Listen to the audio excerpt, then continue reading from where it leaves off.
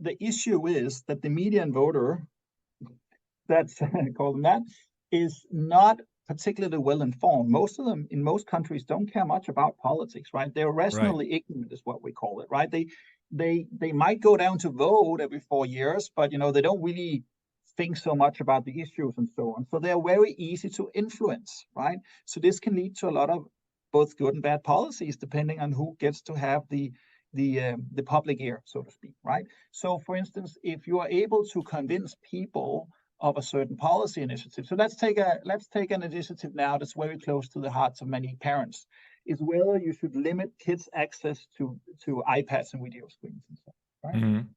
So there's arguments on both sides of this. Obviously, this probably does influence kids. Is it then a government issue to regulate it? Well, yes, maybe no, but the whole point is we don't really know the effect of these screens anyway, right? We don't really know the effect of it. That's right. But right now, lots of parents' organizations, lobby organizations saying, oh, please outlaw this. Please outlaw TikTok, for instance, or please outlaw Roblox or whatever, take the responsibility away from me. Please do that, right? Which, can be very appealing to a centrist technocratic government. They will, by that, look like they're doing something, right? The effect won't really hurt them. The effect will be in many years. But at the same time, it might hurt entrepreneurship, right? Because if you make these sorts of rules, obviously it's going to be harder to launch new solutions. And we know how that, right? So the problem is here that the voting electoral is rationally ignorant, right?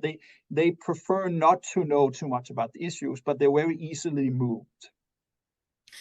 And obviously, like if we have, so in essence, it ends up in higher volatility. So maybe, in the past you had all of this, bifurcation, but in fact, there was a lot of kind of noise, right? Yeah. And now you're saying, okay, so now it's becoming more technocratic, but you might, contrary to expectations, now you might see more change, which might give you more volatility in terms of policy, which gives you more uncertainty as a more uncertain business environment, for sure.